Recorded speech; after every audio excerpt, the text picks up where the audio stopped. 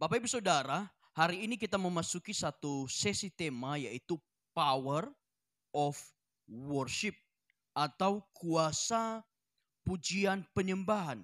Dalam perjanjian baru, proskuneo kata yang paling banyak digunakan untuk menyembah Tuhan. Yang artinya menempatkan Kristus sebagai sentral di atas segala-galanya, itulah preskuneo yaitu penyembahan yang sejati. Jadi Bapak Ibu Saudara, dalam perjanjian baru, penyembahan ini sering dikaitkan dengan kata proskuneo. Proskuneo berasal dari dua suku kata yaitu pros artinya dekat dan kon yang artinya anjing. Nah, Bapak Ibu Saudara, secara keseluruhan arti proskuneo ini adalah mencium dari jarak dekat. Oleh karena itu penyembahan kepada Tuhan adalah suatu hubungan yang intim dan pribadi yang harus kita lakukan dalam jarak yang sangat dekat. Kita nggak bisa menyembah Tuhan kalau kita masih berjarak dengan Tuhan. Tapi kita bisa menyembah Dia kalau kita tidak memiliki jarak dengan Dia. Seperti orang ciuman itu harus dekat, nempel. Begitu juga dengan kita harus dekat dengan Tuhan, kita harus nempel dengan Tuhan. Nah kemudian proskuneo ini adalah diumpamakan seperti anjing yang menjilat tangan tuannya. Arti proskuneo selanjutnya adalah bersujud atau tersungkur dalam pemujaan dan penghormatan. Kalau kita sudah menyembah Tuhan, kalau kita sudah melakukan bagian kita untuk menyembah Tuhan, apa yang berubah, apa yang terjadi, atmosfer apa yang terjadi di tengah-tengah kita. Kita akan belajar bersama-sama. Satu, Bapak Ibu Saudara, lanjut. Kuasa penyembahan itu, satu, menyingkirkan kuasa gelap. Kita baca sama-sama. 1 Samuel 16 ayat 23, 32 ayat. Dan setiap kali apabila roh yang daripada Allah itu hingga pada Saul, maka Daud mengambil kecapi dan memainkannya. Saul merasa lega dan nyaman dan roh jahat itu undur daripadanya.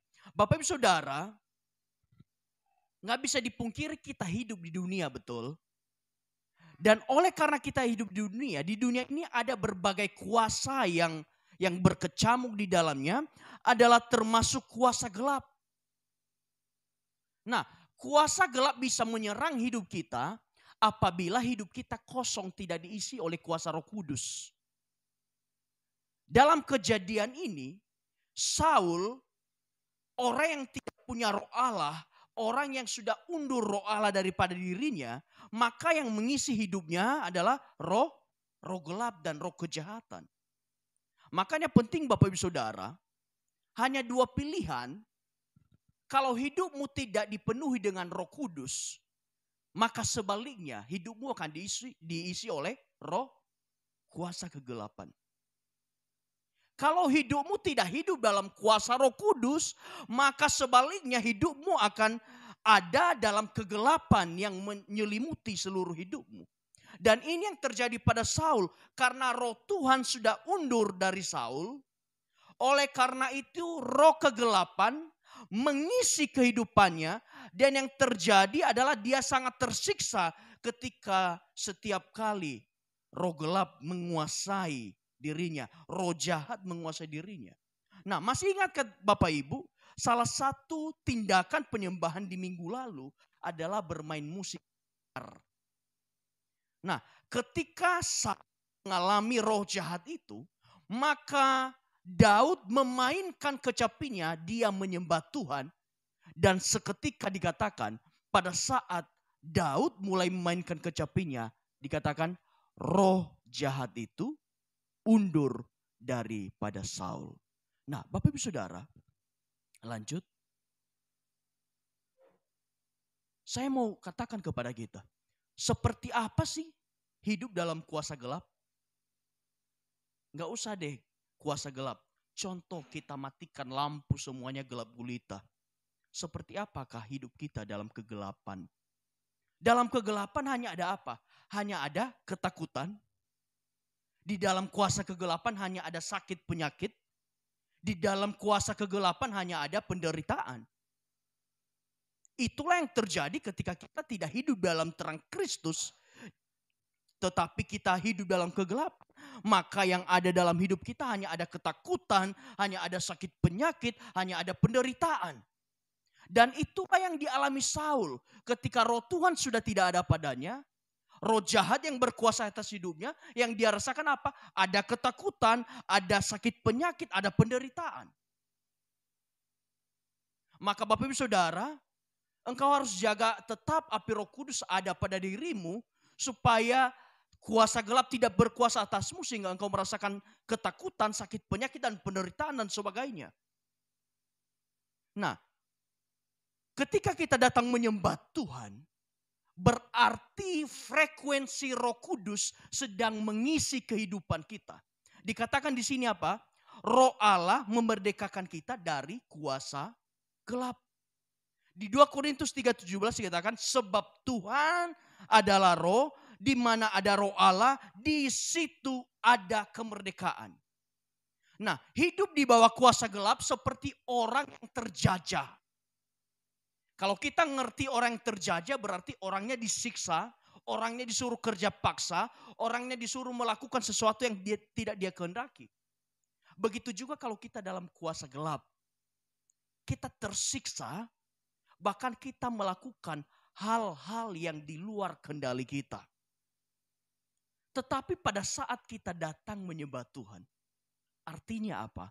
Kita sedang mengundang hadirat Allah, terang Kristus untuk menyinari kehidupan kita. Dan pada saat itu juga dikatakan roh Allah itu memerdekakan kamu. Jadi Bapak Ibu Saudara, ketika kita hidup dalam kuasa Roh Kudus, maka roh Allah itu yang memerdekakan kita dan membebaskan kita dari kuasa kegelapan.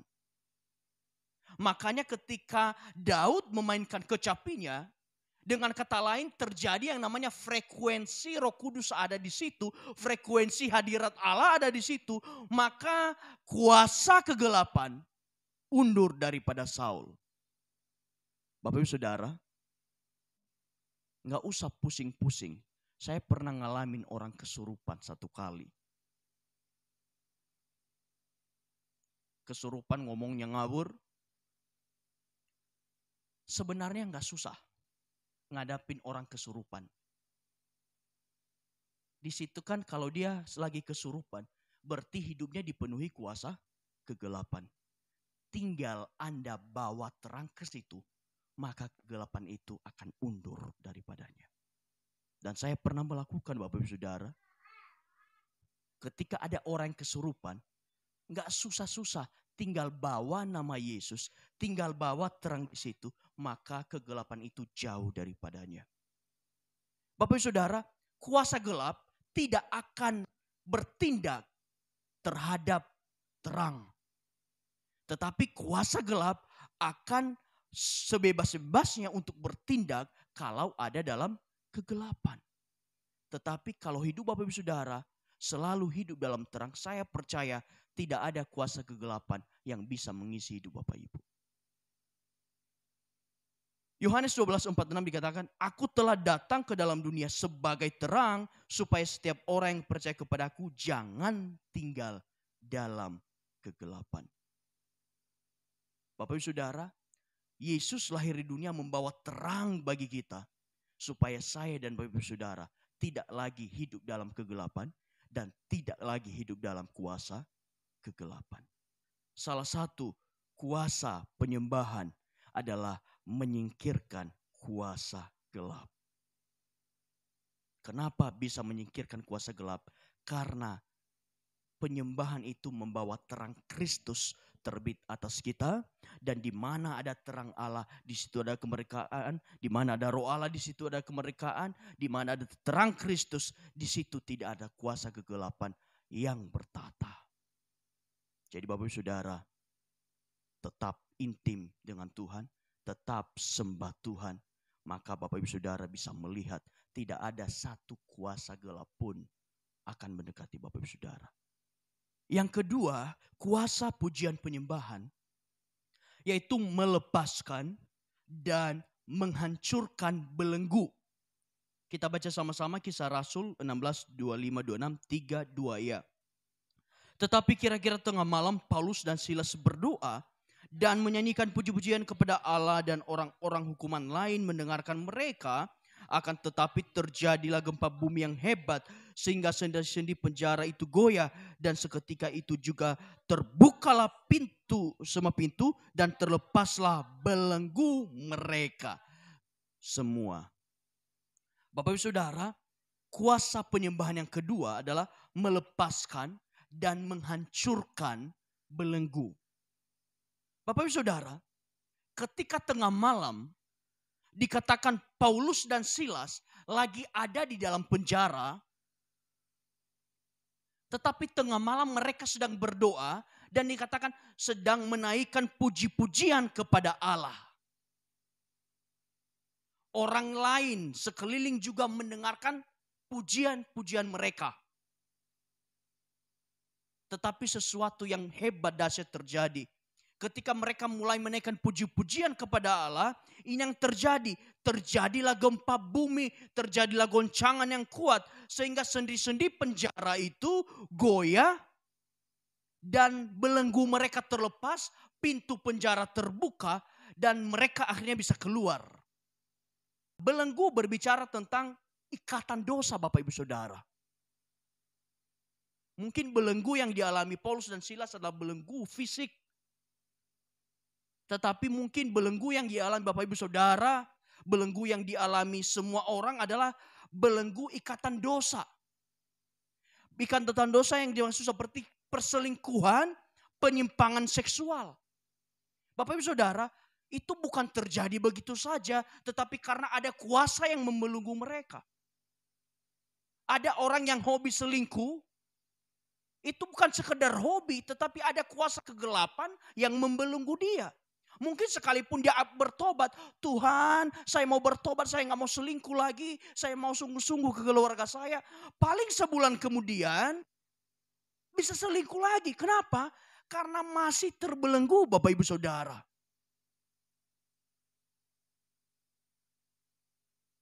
Orang yang penyimpangan seksual masih bisa melakukan penyimpangan seksual. Karena apa? Masih terbelenggu. Itu hanya akan bisa benar-benar lepas, bisa benar-benar terbebas kalau belenggu itu dihancurkan. Kalau orang yang bersangkutan benar-benar membawa dirinya kepada Tuhan dan menyembah Tuhan dengan sepenuh hati, maka saya percaya apapun belenggu ikatan dosa pasti akan dipatahkan. Amin. Gak peduli Bapak Ibu Saudara. Engkau dulu pecandu pornografi, engkau yang suka berzina, yang punya ikatan dosa. Kalau engkau tidak selesaikan dengan Tuhan, maka tidak akan pernah selesai. Tapi ketika engkau punya ikatan-ikatan, belenggu-belenggu ikatan dosa, dan engkau sadar bertobat, engkau datang kepada Tuhan, engkau berdoa kepada Tuhan, engkau menyembah Tuhan, percayalah, di dalam penyembahanmu yang tulus kepada Tuhan, maka segala belenggu-belenggumu akan dipatahkan dalam nama Yesus. Bapak Ibu Saudara, saya tidak tahu apa yang menjadi belenggu Bapak Ibu. Tapi saya mau katakan kepada Bapak Ibu Saudara, apapun belenggu itu, datanglah kepada Tuhan, sembahlah Dia, sebab di dalam penyembahan belenggu itu pasti dipatahkan. Kedua, belenggu berbicara tentang apa? Belenggu berbicara tentang kecanduan Bapak Ibu Saudara. Keterikatan. Kecanduan rokok, kecanduan narkoba, kecanduan pornografi, kecanduan game, kecanduan judi online. Kalau ada kecanduan seperti itu, semuanya tidak bisa diselesaikan hanya dengan komitmen. Tetapi komitmenmu plus engkau datang mendekatkan dirimu kepada Tuhan. Dan engkau menyembah Tuhan dengan sungguh-sungguh. Engkau berseru kepada Tuhan. Tuhan, tolong aku mau terlepas dari segala ikatan. Maka saya percaya seperti belenggu Paulus dan Silas, ketika mereka menyembah Tuhan dikatakan belenggunya dilepaskan. Maka segala ikatan yang Bapak Ibu alami pasti dilepaskan dalam nama Yesus. Ketika kita menyembah Tuhan, maka segala belenggu itu akan dihancurkan dan dilepaskan dengan goncangan dari Roh Kudus. Tidak ada pilihan lain. Kalau engkau merasa hari-hari ini ada sesuatu yang membelenggu engkau, yang engkau tidak bisa bahkan menyembah Tuhan, tidak bisa berbuat apa-apa, datanglah kepada Tuhan. Maka Tuhan akan melepaskan segala belenggumu. Yang ketiga, menghancurkan tembok. Yosua 6:20 dikatakan begini. Lalu bersoraklah bangsa itu, sedang sangkakala ditiup, segera sesudah bangsa itu mendengar bunyi sangkakala, bersoraklah mereka dengan sorak yang nyaring, maka runtuhlah tembok itu, lalu mereka memanjat masuk ke dalam kota, masing-masing langsung ke depan dan merebut kota itu. Bapak Ibu Saudara, ketiga, pujian penyembahan kita bisa menghancurkan segala tembok-tembok. Mungkin bukan tembok seperti yang fisik yang kita lihat, tetapi ada banyak tembok-tembok penghalang yang dibangun oleh kita sendiri. Ada tembok-tembok yang dibangun oleh iblis supaya kita bisa berjalan keluar bertemu dengan Tuhan. Ada tembok yang kita bangun sendiri dengan pikiran kita. Ada tembok yang dibangun mungkin oleh orang lain supaya kita tidak maju. Saya mau katakan segala tembok-tembok itu, baik yang dibangun diri sendiri, dibangun orang lain, ataupun dibangun oleh iblis, satu-satunya untuk menghancurkan tembok itu adalah saat engkau datang menyembah Tuhan. Seperti apa hidup di dalam tembok masalah? Bapak Ibu Saudara, segala sesuatu mustahil. Karena ada tembok, gak mungkin tinggi sekali, gak mungkin manjat. Ketika bangsa Israel mau masuk ke dalam tembok Yeriko, tidak bisa karena tembok itu sangat tebal, tinggi. Tidak bisa dihancurkan dengan alat berat sekalipun karena tembok itu tebal sekali. Mungkin dalam hidup kita juga kita mengalami tembok yang kita alami. Itu mungkin bisa jadi tembok dalam keluarga. Masalah dalam keluarga yang sangat berat yang tidak bisa kita atasi. Tembok dalam pekerjaan kita yang mungkin kita merasa saya nggak mampu, saya nggak bisa. Tembok dalam pelayanan. Tembok-tembok yang lain yang mungkin kita alami. Dan kita merasa segala sesuatunya mustahil, nggak mungkin. Dan mungkin itu bisa jadi sempat membuat kita tawar hati. Siapa yang bisa menolong kita sesuatunya? Hanya Tuhan. Pada saat kita datang menyembah Tuhan, maka saya percaya segala tembok masalah itu pasti akan runtuh. Mungkin Bapak Ibu mengalami sakit penyakit, dokter sudah angkat tangan. Anda mengalami kegagalan dalam bisnismu, Anda mengalami masalah dalam keluargamu, tidak ada yang bisa menolong, tidak ada yang bisa mendukung lagi. Bahkan teman sekalipun, keluarga, orang tua tidak bisa menolong. Tapi saya mau katakan kepada Bapak Ibu, masih ada satu pribadi yang selalu bisa menolong kita, yaitu Tuhan pada saat kita menyembah Dia. Tembok-tembok itu pasti bisa runtuh kalau kita datang menyembah Tuhan. Ini yang dilakukan bangsa Israel. Kekuatan mereka tidak seberapa. Mereka tidak bisa menghancurkan tembok Yeriko. Tapi tembok Yeriko bisa hancur ketika mereka bersorak-sorai bagi kemuliaan Tuhan. Amin. Jadi ketiga, kuasa penyembahan itu bisa menghancurkan tembok-tembok apapun. Gak peduli tembok masalahmu apa. Gak peduli setinggi apa tembok yang engkau sedang hadapi. Gak peduli setebal apa tembok yang engkau sedang hadapi. Mungkin kalau dengan kekuatanmu mustahil. Tapi kalau kuasa Roh Kudus sudah bekerja, bagi Tuhan tidak ada yang mustahil. Amin. Yang keempat, Bapak Ibu Saudara, kuasa penyembahan itu mengundang Tuhan untuk Tuhan berperang menggantikan kita. Bapak Ibu Saudara, Pernahkah Bapak Ibu mengalami masalah yang Tuhan, aku gak sanggup. Pernahkah Bapak Ibu Saudara mengalami masalah yang Tuhan, aku berserah deh. Saya udah gak bisa. Hanya kuasa-Mu yang bisa menolong. Nah, inilah yang dialami kala itu di 2022. Ketika mereka mulai bersorak-sorai dan menyanyikan puji-pujian, dibuat Tuhanlah penghadang terhadap Bani Amon dan Moab dan orang-orang dari pegunungan Seir yang hendak menyerang Yehuda sehingga mereka terpukul kalah. Bapak Ibu Saudara, ketika Yosafat mendengar berita dia akan diserang dari berbagai arah, maka yang dilakukan bukan menyusun strategi perang. Yang dilakukan bukan untuk menegosiasi cari pasukan. Tapi yang dilakukan adalah pada saat itu dia memilih orang-orang yang menaikkan puji-pujian bagi Tuhan. Bapak Saudara, ketika bangsa Israel diserang dari berbagai arah, ini yang dilakukan Raja Yosafat yang memang dia sudah takut akan Tuhan. Dia memilih orang yang menyanyikan puji-pujian bagi Tuhan. Kemudian apa yang terjadi? Ketika mereka sudah menaikkan pujian bagi Tuhan, mereka tidak perlu berperang, Tuhan yang berperang atas mereka.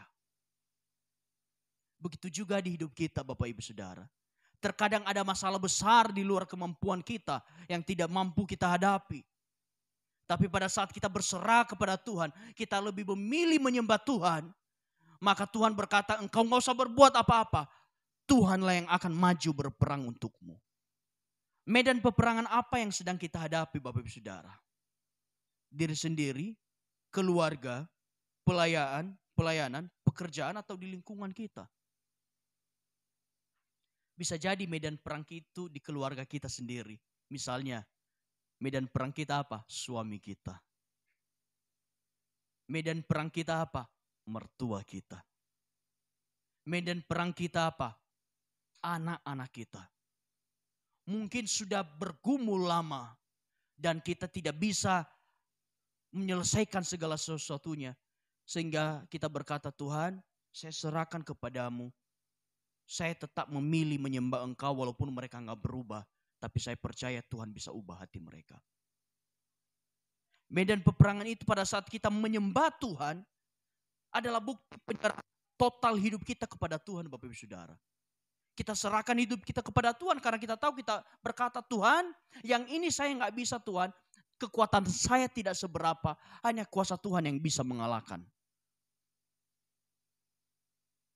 Ketika bangsa Israel mau diserang Bapak Ibu Saudara oleh berlaksa-laksa pasukan, Yosafat tahu bahwa pasukannya tidak seberapa.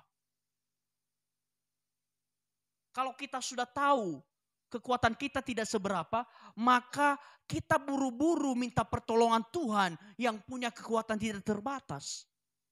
Jangan sampai dalam menghadapi hidup ini, kita sudah tahu kekuatan kita terbatas tidak seberapa, tapi masih berani melawan raksasa dengan kekuatan sendiri.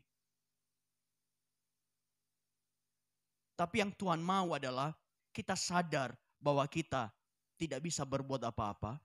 Kita datang kepada Tuhan, kita memilih menyembah Tuhan. Karena penyembahan kita mengundang Tuhan untuk bekerja lebih dari apa yang kita pikirkan. Penyembahan mengundang Tuhan untuk turut bekerja dalam pergumulan kita. Penyembahan adalah tindakan iman meminta Tuhan berperang atas kita. Bapak Ibu Saudara, saya percaya apapun pergumulan yang saat ini kita alami, saat kita minta tolong kepada Tuhan, Tuhan tidak pernah menutup telinganya kepada kita. Tapi pada saat kita minta tolong kepada Tuhan, pada saat kita dengan tulus menyembah Tuhan, membawa hidup kita dalam penyembahan, Tuhan selalu siap menolong kita. Tuhan selalu siap menopang kita. Di Roma 8:31 dikatakan begini, sebab itu apakah yang akan kita katakan tentang semuanya itu? Jika Allah di pihak kita, siapakah yang akan melawan kita? Sama-sama kita baca sekali lagi 3, 2 ya. Sebab itu Apakah yang akan kita katakan tentang semuanya itu? Jika Allah di pihak kita, siapakah yang akan melawan kita? Bapak Ibu Saudara, kalau kita bersama Tuhan, tidak ada hal yang tidak bisa kita lewati. Kalau kita ada bersama Tuhan, tidak ada sesuatu hal apapun yang tidak bisa kita selesaikan. Ketika Anda mengalami masalah, Anda diperhadapkan pada dua hal. Cari Tuhan atau cari manusia. Cari Tuhan atau cari solusi. Bapak Saudara, kita cari solusi memang bisa jadi dapat. Tapi solusi dari kita seberapa ampuh untuk menyelesaikan masalah kita. Tapi saya percaya Bapak Saudara, kalau engkau punya masalah, tetapi engkau tidak memikirkan segalanya, engkau datang ke kamarmu, engkau menyembah Tuhan dengan hati yang hancur, maka saya percaya Tuhan berikan jalan keluar. Amin. Terakhir Bapak Saudara, slide terakhir. Kita sudah mendengar setidaknya ada 4 kuasa pujian penyembahan. 1, kuasa pujian penyembahan menyingkirkan kuasa kegelapan. 2, melepaskan belenggu. 3, menghancurkan tembok. Dan 4, mengundang Tuhan berperang atas kita. Dia menggantikan kita. Bapak Saudara, kalau Bapak Saudara sudah tahu, ternyata kuasa penyembahan itu tidak main-main. Saya mau tanya kepada Bapak Ibu, maukah hidup Anda dipenuhi dengan kuasa Roh Kudus?